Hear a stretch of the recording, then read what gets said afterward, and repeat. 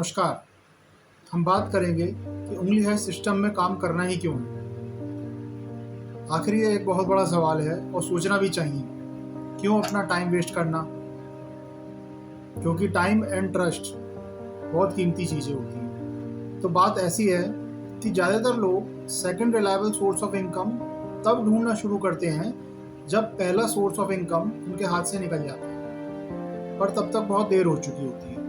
और ऐसे लोगों को बहुत जल्दी होती है रातों रात पैसा बनाने की इंटरनेट से, और हो भी क्यों ना, घर के बिल जो भरने हैं। और तब उनके इसी प्रेशर का लाभ उठाते हैं कुछ ऐसे शातिर लोग जो उनकी इस मेंटल स्टेट का फ़ायदा उठाने के लिए जाल बिछाए बैठे हैं। प्रेशर में बेचारे इतना भी नहीं सोच पाते कि Rome wasn't built in a day. भाई और बहनों, रातों रात कुछ नहीं होता। हर सक्सेस के पीछे एक पैटर्न होता है जिसे समझना बहुत जरूरी होता है।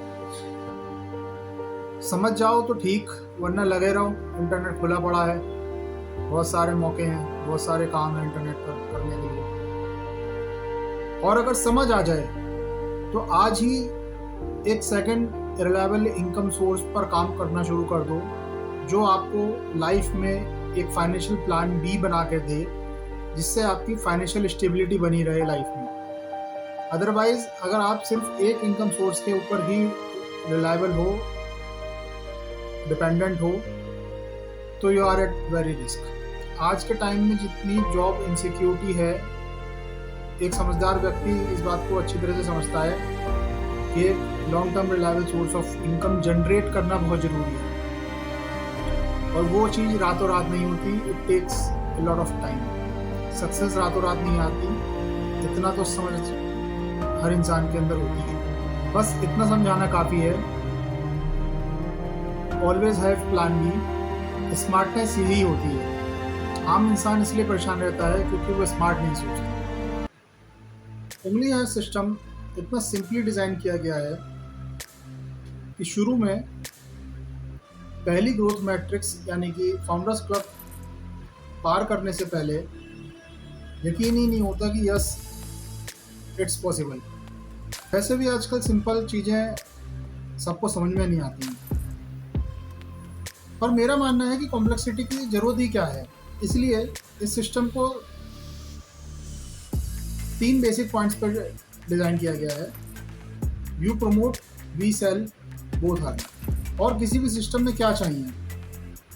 अगर किसी भी सिस्टम में सेल्स के लेंथी प्रोसेस को किए बिना इनकम होती रहे और ग्रोथ भी अचीव होती रहे, तो इसमें फिर कहने और सुनने और सोचने समझने के लिए रह ही क्या गया। हाँ, पर समय लगाना पड़ेगा, कंसिस्टेंसी के साथ काम भी करना पड़ेगा। थोड़े टाइम के लिए हो सकता है डिमोटिवेशन भी हो, उसी प्रोसेस को करने में आपको थोड़े टाइम में बोरियत भी महसूस होगी। पर एक बात याद रखनी है कि रिजल्ट्स कंसिस्टेंसी से ही आते हैं। इसका एक छोटा सा एग्जांपल लेते हैं। अपने आसपास के किसी भी टॉपर से पूछिएगा, स्कूल के या कॉलेज के, आपको एक पैटर्न मिलेगा। ज़्यादा टॉपर्स ये नहीं कहते कि मैं तो एग्ज़ाम से 1 महीने पहले 2 महीने पहले पढ़ने बैठा और टॉप कर गया। कितना ही तीव्र बुद्धि बच्चा भी क्यों नहीं होगा, वो आपसे एक बार ज़रूर बोलेगा कि मैं डेली 4 घंटे पढ़ता था, मैं डेली 7 घंटे पढ़ता था, मेरे डेली का एक पैटर्न था। वहाँ पे हमें एक चीज़ नोट करनी पड़ेगी कि उसने कुछ अलग से काम नहीं किया, उसने उसी काम को अलग तरीके से किया, कंसिस्टेंसी के साथ किया, एक पैटर्न के साथ किया। जो समझदार हैं वो इस बात को समझेंगे कि कंसिस्टेंसी की सक्सेस में क्या इंपॉर्टेंस है। और जहाँ तक रहा उत्तम लाइफ मार्केटिंग इन्फॉर्मेटिक्स का सवाल, तो हम ये काम डिजिटल मार्केटिंग के थ्रू भी ऑलरेडी करते हैं। पर उंगली हैज बनाने के पीछे हमारा एक मकसद है, और वो मकसद है समाज को कुछ वापस देना, समाज को एक जेन्युइन अपॉर्चुनिटी देना। आजकल के इंटरनेट युग में बहुत रेयर हो गया है।